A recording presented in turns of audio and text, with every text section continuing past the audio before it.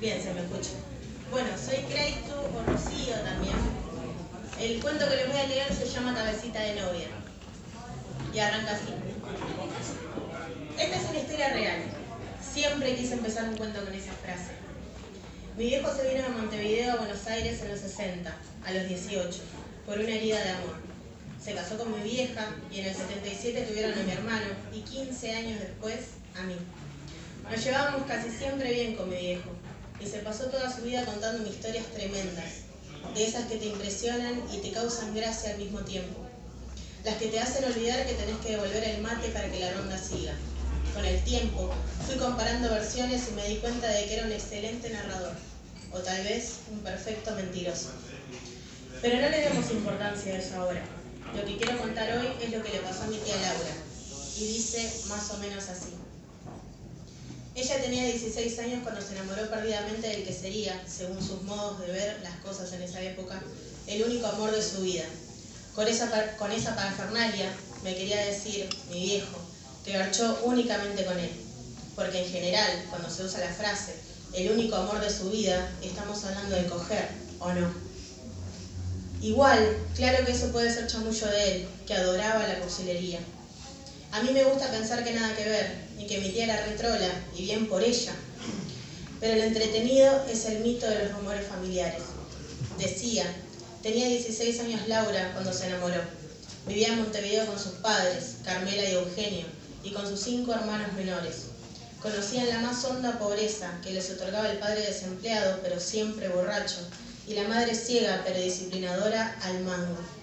Las hijas, Laura y Claudia, tenían que quedarse en la casa. Ayudaban con los quehaceres domésticos, mientras los hermanos salían al mar a pescar, por diversión, y robaban los nísperos del árbol del vecino. Ellos no iban a la escuela, pero Laura sí, con útiles que le regalaba su madrina, y tenía un hermoso sobresaliente, cada año, al que nadie le prestaba atención. Todos los días eran iguales, hasta que en alguna pelea a la salida del colegio lo vi a Rubén, trenzado con un compañero bajo el sol, en el suelo, sangre en el guardapolvo y en las manos, ojos enfurecidos y dientes apretados. Estaba sudoroso, concentrado en dejar sin aire a su rival, con los brazos marcando el cuello ajeno, mientras el otro pateaba la tierra y erraba los manotazos. Ella lo miraba como hipnotizada. Vio caer el cuerpo inconsciente, pero no le interesó. Se limitó a clavar los ojos en Rubén, que se estiraba, acomodándose la ropa. Él levantó la mirada, la vio entre el gentío que lo ovacionaba o miraba con asco, y le sonrió. Rubén hacía tiempo que lo buscaba, que la esperaba en las cuadras de la casa, y ella siempre que no, que basta, que la dejara en paz de una vez, hasta que ese día le dijo que sí. Y cuenta la historia que ese sí fue para siempre, o al menos eso esperaba. Laura se calentó para la mierda, en todos los sentidos de la frase. Agarró sus pocas cosas y se fue con él.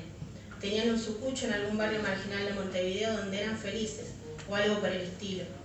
Rubén trabajaba en un taller y hacía changas. Laura se quedaba en la casa, haciendo todo lo que le habían enseñado y que odiaba, pero que ahora creía valía la pena. Porque era la primera vez que tenía algo enteramente suyo, elegido y que le daba placer, cosa que nunca antes había experimentado. Sus padres le retiraron la palabra. Los hermanos le pedían que recapacite. ¿Cómo iba a dejar sola a la madre ciega? ¿No se daba cuenta, acaso, de que Carmela no podía soportar lo que decían de su hija en el barrio? ¿Que estaba embarazada y que era una vergüenza? Mientras tanto, Claudia, de 15, aprovechaba la hora calurosa de la siesta para cruzar el muro del patio, lastimándose las rodillas para meterse mano con el vecino. Y mi viejo, que tampoco perdía el tiempo, ya había juntado la guita con su hermano mayor para pagarse la primera puta en la maleva. Cuando Laura cumplió los 18, se casó. Era un 17 de abril, y nadie fue a acompañarlos ni a felicitarlos. No hubo arroz, ni aplausos, ni gritos de viva a los novios. Pero no les importaba. Siempre habían estado solos de alguna manera. Nada más que ahora volvían contentos en la moto, esperando encontrar el descampado ideal en la playa para festejar, con todo el deseo renovado por una libreta de matrimonio civil. Se metieron en una propiedad conocida por las parejas de la zona, atravesando un gran espacio que había en el tejido. Rubén ayudó a mi tía para que no se lastimara las piernas ni los brazos. Entró en la moto y retomaron viaje. Querían ir entre los árboles y después a la costa. Ella la abrazaba fuerte desde atrás, esperando, deseando la respiración agitada que existía más adelante, a un instante. Y de repente, ¡paf!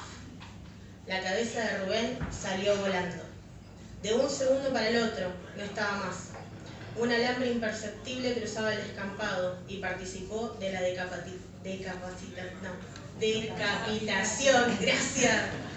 decapitación inmediata de Rubén. No había podido distinguirlo con ese sol y la transpiración que le caía sobre los ojos. Mi tía se quedó abrazando a un marido acéfalo hasta que la moto chocó contra el árbol. El cuerpo muerto cayó entre el pasto, chorreando. Ella, a unos metros nada más, estaba inmóvil, mirando el cielo azul, limpísimo como nunca, con los ojos estúpidos, abiertos enormes, temblando, sin empezar a llorar todavía, sin entender, sin nada entre las manos, pero con los nervios de los dedos buscando, pero el vacío. Para cuando pudo levantarse, más bien, empezar a gatear, la sangre de su vestido se había secado. La del pelo, mezclada con el polvo del viaje, era barro, y la de la cara una costra que le causaba picazón. Incluso mucho tiempo después, cuando iba a quedarse a dormir a mi casa. Yo la puedo ver aún, ahora, en el comedor, a las 3 de la mañana, tomando un vaso de agua, sentada en todo su 1,47 m, en un rincón, mirando el abismo de la noche. Tranquila, Sobri, me decía. Me levanté para no arrancarme la cara de lo que me pica. ¿No tendrá una crema para prestarle a la tía? Y yo pasé a entender esa picazón después de que murió. A pesar de que teníamos una relación bastante cercana, nunca me habló de Rubén. Pero mi papá la contaba como una de esas historias de amor que lo enorgullecían, porque su hermana no había estado con ningún otro hombre después del acontecimiento de la playa. Ese era el tamaño de su amor incondicional, hasta que la muerte los separe. Gateó, decía, hasta el cuerpo tirado. Lo tocó apenas, comprobando si era real, para estar después toda encima de él, llorando, gritando, golpeándole, rogándole quién sabe qué cosa. Se desesperó todavía más cuando se puso a pensar en que todavía tenía que buscar la cabeza. ¿Que dónde estaría? Se levantó. Intentó tragar la bilis que le subía quemándole la garganta. A lo sumo escupirla, pero nada más. Mantenerse un poco entera, lo que quedaba de ella aunque sea. Caminó una eternidad. Años estuvo moviendo los pies pesados, arrastrándolos, luchando con ellos.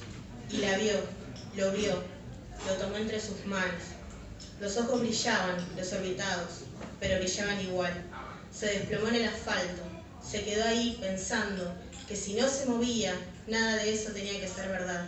Que si nadie veía la escena, podía despertar en algún momento sobre el pecho de Rubén, todavía roncando, antes de ir al civil a las corridas. Pensó en que podía haberlo acariciado un poco más, grabarlo en el tacto, en la memoria, recordar cada línea de su perfil, que recorría incansablemente con el índice, desde la frente, pasando por la nariz, la boca, el mentón, llegando al cuello y apretándolo un poco, llenándose la mano, sintiendo el pulso atrapado entre los dedos. Intentó incluso, en ese mismo momento, recordar el color de sus ojos cuando le daba el sol de la madrugada y la mirada que le dedicaba sonriendo para besarla, pero los colores se le superponían. Se fusionaban en una imagen grotesca, la escena de su felicidad y la del horror que no quería creer. Se tiró del pelo, se golpeó con los puños un largo rato y detenido, pero no se iba a despertar, no había que despertar.